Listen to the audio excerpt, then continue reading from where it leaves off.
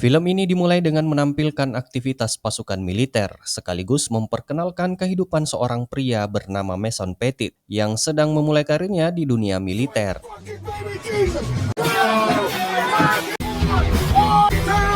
I thought I was insane. I made it to the Q course with special forces selection.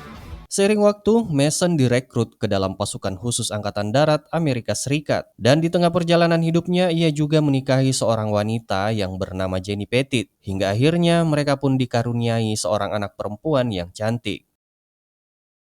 Beberapa saat kemudian, Mason pun mendapat tugas untuk menyingkirkan seorang diktator bernama Venegas, yang merupakan presiden dari sebuah negara kecil bernama Paldonia.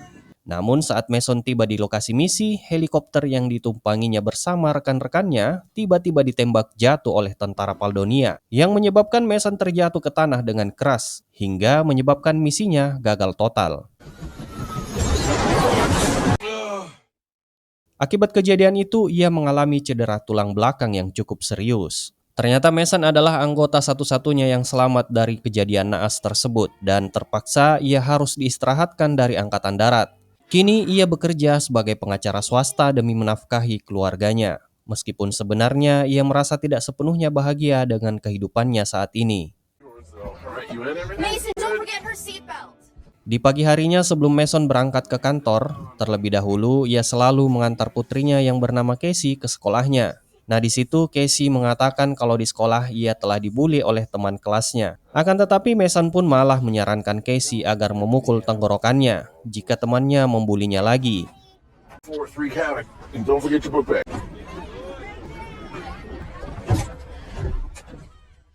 Sesampainya di kantornya, Mason bertemu dengan seorang klien yang terlihat aneh, di mana ia memintanya menangani kasus sepele yang sedang dihadapinya. I didn't make those calls. You have my word. I will make this all go away. Thank you. Tak lama setelah klien itu pergi, Mason kedatangan seorang tamu tak terduga yang bernama Sebastian Early. Ia adalah teman lamanya yang juga mantan anggota pasukan khusus Angkatan Darat Amerika Serikat. Pada awalnya, Early menanyakan alasan Mason menghilang tanpa memberi kabar.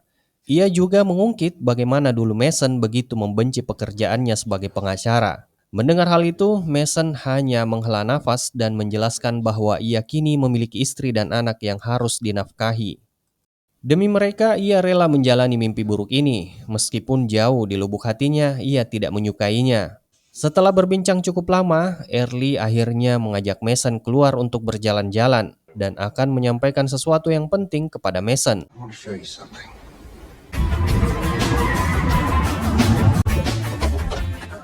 Sesampainya di sebuah tempat, Early memperkenalkan perusahaan yang bernama CDI. CDI adalah sebuah layanan kontrak jasa keamanan tingkat tinggi. Ia juga menjelaskan kalau CDI menangani berbagai operasi rahasia perlindungan elit di seluruh dunia. We are a one-stop shop and shoot.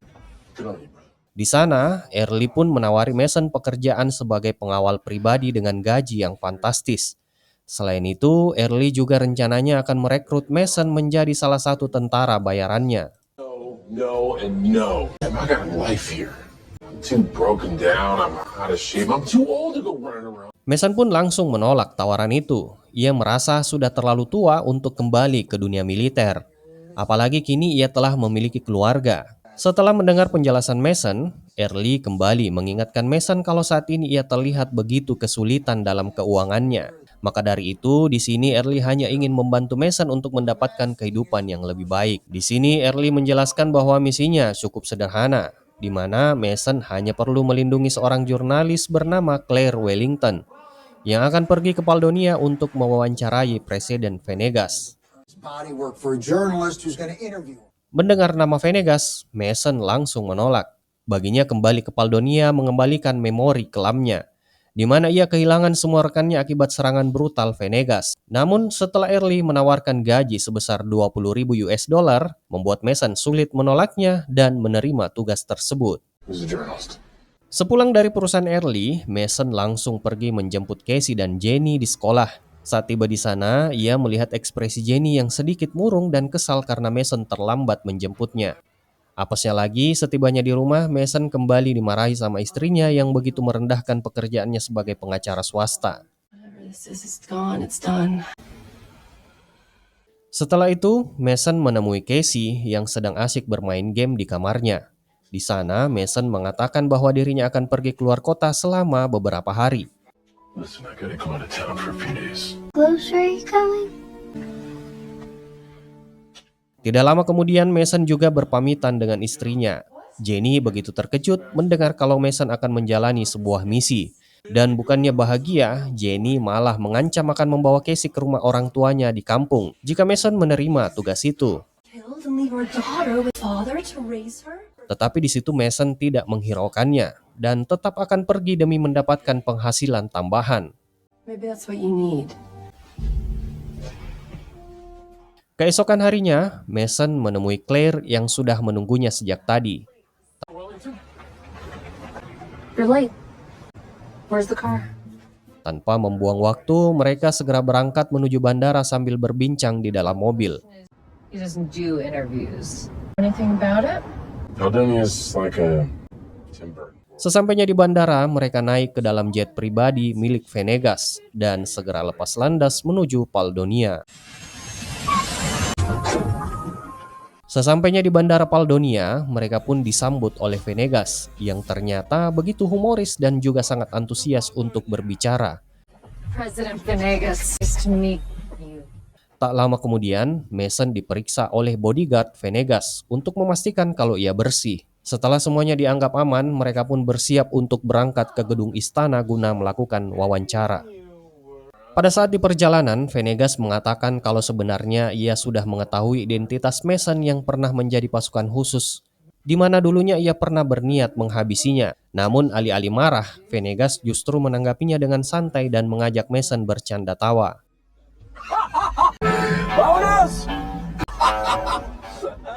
Beberapa saat kemudian, mobil yang ditumpangi melintas sebuah pasar, di mana penduduk setempat terlihat tidak begitu menyukai Venegas. Freedom's speech is very present in Pampanga. Setelah melewati pasar, Venegas membawa mereka ke sebuah pedesaan yang merupakan tempat kelahirannya. Namun saat mereka hendak melintasi sebuah jembatan, tiba-tiba mobil salah satu pengawal yang berada di depan mereka meledak dan disusul dengan serangan dari sekelompok tentara bayaran yang bertujuan ingin menghabisi Venegas.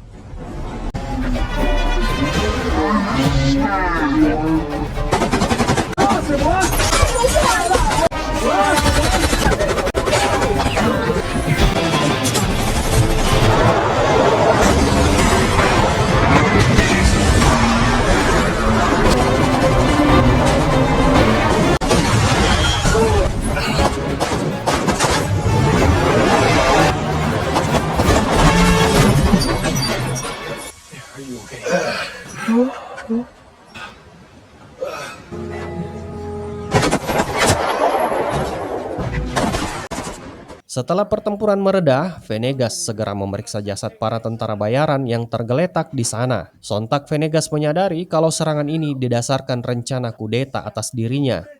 Lalu Venegas pun tidak lupa untuk mendoakan para pengawalnya. Sementara Mason mengambil senjata sniper di dalam mobil sekedar berjaga-jaga. Mason dan Claire memutuskan untuk melintasi hutan dengan Venegas mengikutinya dari belakang.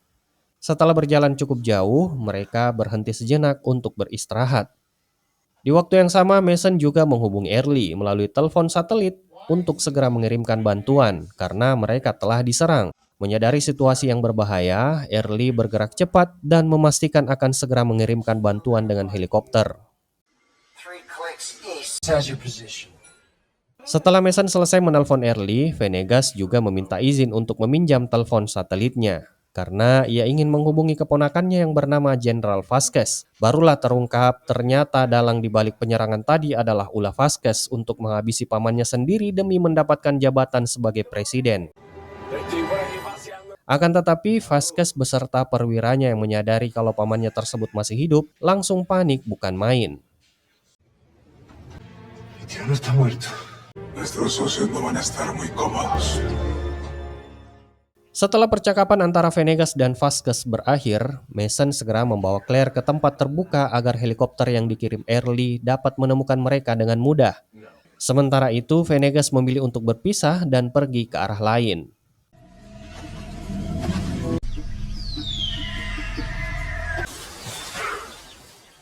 Tak berselang lama akhirnya bantuan helikopter pun tiba di lokasi penjemputan. Dan Mason melihat ada 2 orang bersenjata di sana. Pada saat helikopter tersebut akan mendarat, ternyata mereka bukan anggota Early dan langsung menembaki Mason dan Claire.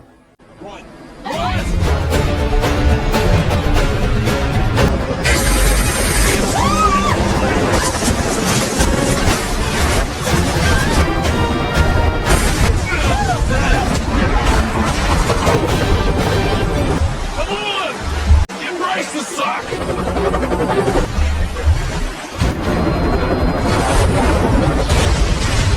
Still excited to cover a coup?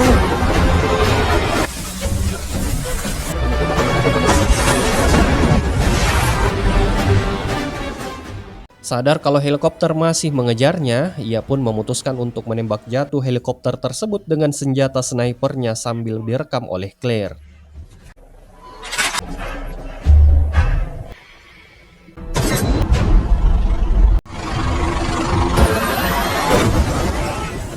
Kemudian Mason dan Claire kembali lagi ke dalam hutan hingga tanpa mereka sadari ternyata telah terpisah. Mason?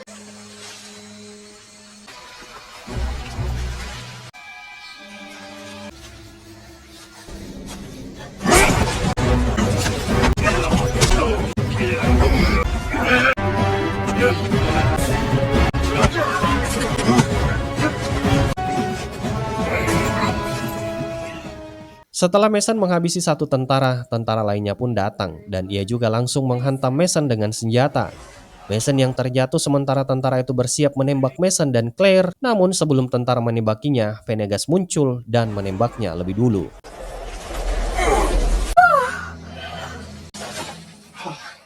Di sisi lain, Vasquez yang telah tiba di lokasi jatuhnya helikopter bersama para perwiranya. Tak lama ia pun dihampiri oleh Jan Cohors, seorang pemimpin tentara bayaran yang disewanya dan merupakan mantan kolonel angkatan darat di Afrika. Dengan nada sinis, Cohors menyindir bahwa kliennya tidak akan senang mengetahui kalau Venegas masih hidup dan terus menimbulkan masalah. Vasquez selalu membalas dan menyalahkan pasukan Cohors lah yang gagal menghabisi Venegas.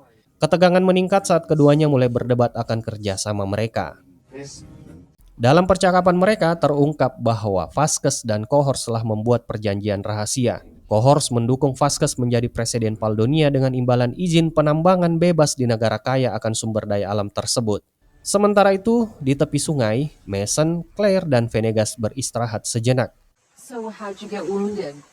Claire yang memperhatikan Mason tanpa kesakitan menanyakan kondisi punggungnya. Mason lalu menceritakan bahwa luka di punggungnya berasal dari misi terakhirnya di Paldonia, sebuah misi yang berakhir dengan kegagalan. Mendengar cerita itu, Claire pun ikut bersedih. Setelah itu, Claire bertanya tentang status pernikahan Mason, apakah ia masih beristri atau sudah bercerai.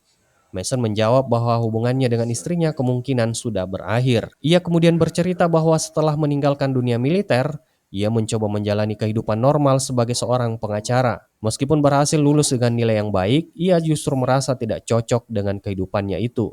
Hingga akhirnya ia menyadari bahwa jalan hidupnya tetap berada di medan pertempuran. Untuk itulah ia memilih kembali meskipun saat ini statusnya hanya sebagai tentara bayaran pribadi. Years to figure out how to become a lawyer. That's pretty damn cool. Saw me take out the helicopter. I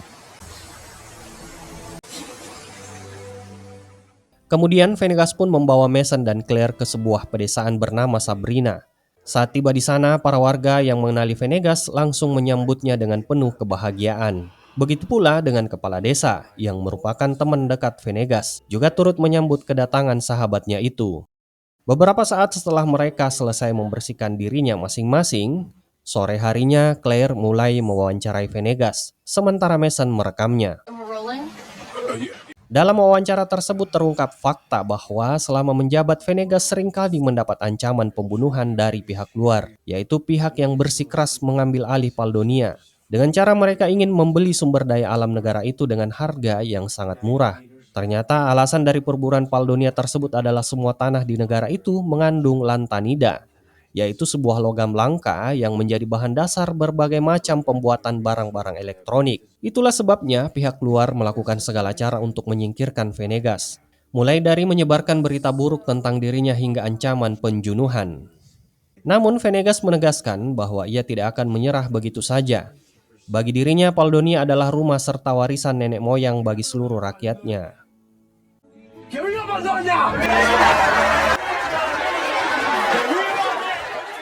Setelah wawancara selesai, malam harinya para warga mengadakan pesta untuk menyambut Mason dan Claire.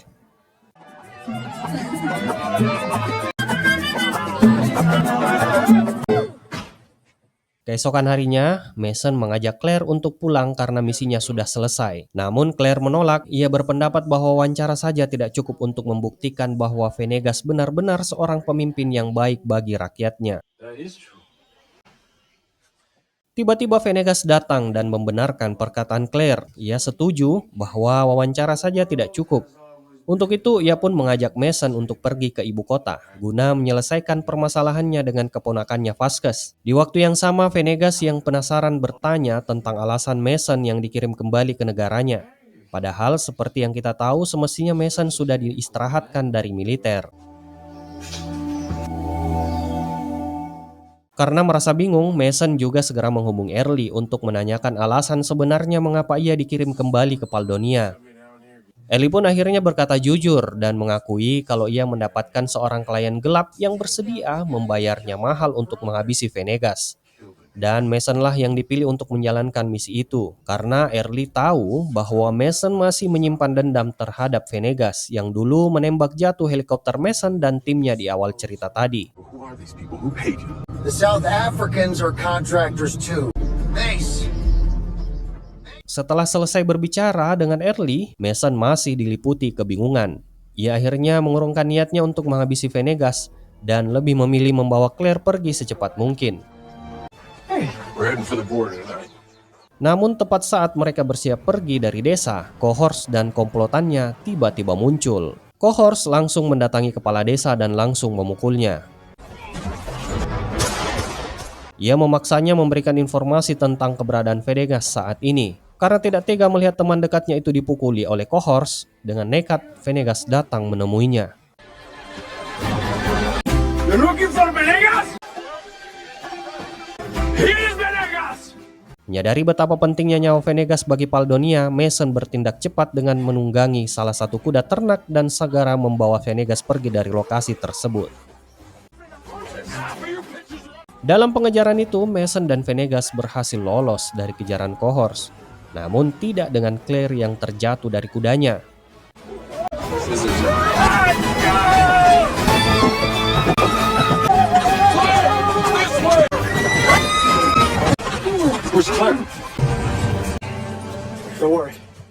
Mason dan Venegas hanya bisa melihat dari kejauhan saat Claire dibawa pergi. Jadi mereka memutuskan untuk tetap melanjutkan perjalanannya ke ibu kota guna mencari bantuan.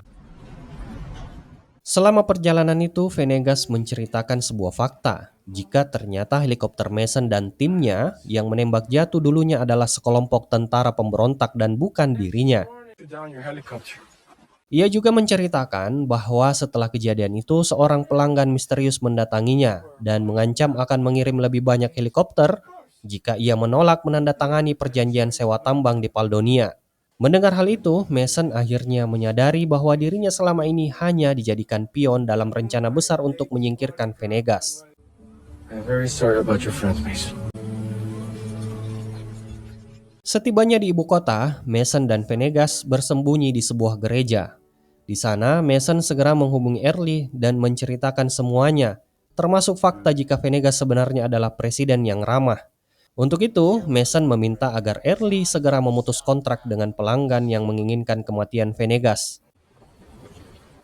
Keesokan paginya, Venegas menghubungi teman lamanya yang bernama Papi, yang merupakan pemimpin kelompok pemberontak yang sering membuat onar bagi pemerintah.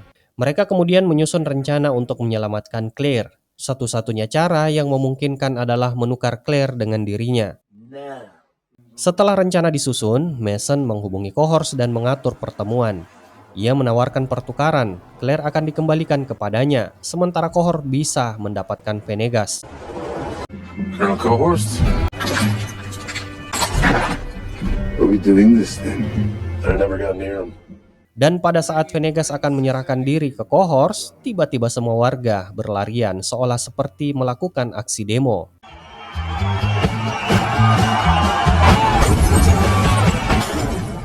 Mason, Claire, dan Venegas segera bergerak menuju istana kepresidenan melalui jalan rahasia yang telah lama disiapkan oleh Venegas untuk menghindari upaya pembunuhan. Sesampainya di kantor presiden, mereka berhadapan langsung dengan Vasquez yang tampak panik melihat pamannya masih hidup. Meskipun Vasquez telah berkhianat, Venegas tetap menunjukkan kasih sayangnya. It's okay. Ia meminta keponakannya untuk berpihak padanya dan meninggalkan kerjasama dengan pihak luar yang hanya ingin mengeksploitasi Paldonia. Mendengar hal itu, akhirnya Vasquez pun memilih berpihak ke pamannya.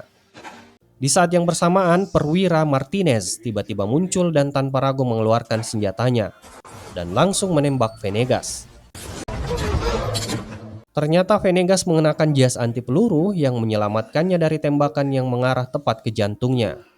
Namun di sisi lain, Vasquez justru terkena tembakan dari Martinez dan akhirnya ia pun tewas di pangkuan pamannya.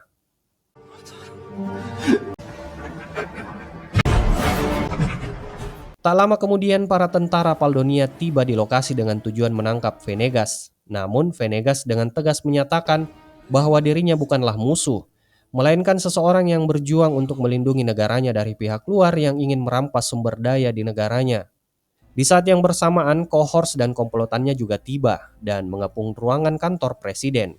Tapi Venegas yang berhasil meyakinkan para tentara Paldonia akan perkataannya tadi seketika langsung berpihak kembali kepada Venegas. Hingga terjadilah aksi baku tembak antara mereka.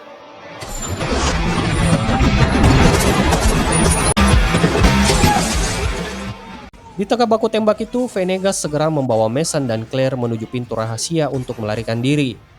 Mereka bertiga masuk ke sebuah ruangan tersembunyi di dalam istana dan mencoba bersembunyi. Namun tidak lama dari itu, listrik pun tiba-tiba padam.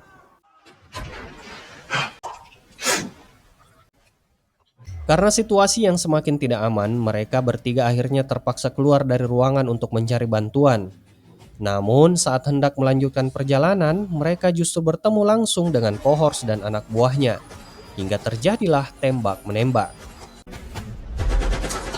Mereka bertiga pun akhirnya berpisah. Venegas dan Claire menuju ke taman dan menyaksikan tentaranya baku tembak dengan pasukan Cohort. Sedangkan Mason berhadapan dengan salah satu anggota Cohort.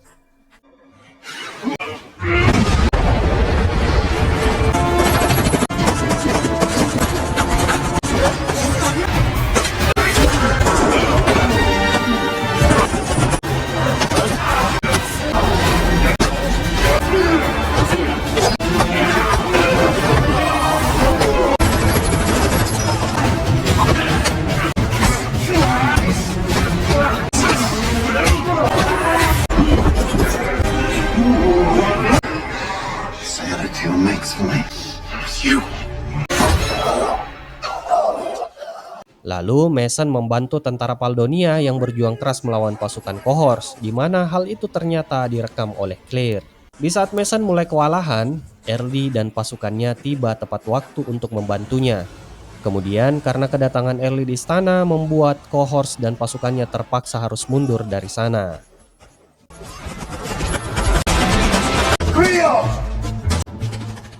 Beberapa hari kemudian, Claire memposting rekaman kejadian di Paldonia, hingga hal itu pun menarik perhatian media internasional.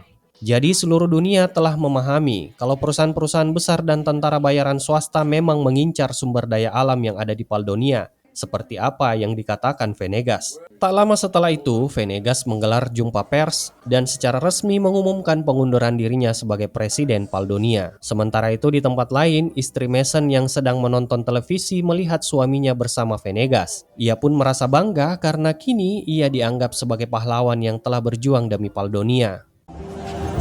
Keesokan harinya, Mason akhirnya pulang ke rumah dan disambut hangat oleh Casey dan Jenny.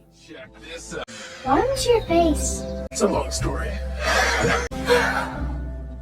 Di waktu yang sama saat Mason dan Jenny hendak mengantar Casey ke sekolah, tiba-tiba ia menerima pesan dari Venegas yang menyatakan bahwa ia telah mentransfer $5 juta ke rekeningnya. Awalnya Mason mengira itu hanya lelucon, mengingat Venegas memang suka bercanda. Namun saat ia mengecek saldonya ternyata uang itu benar-benar ada.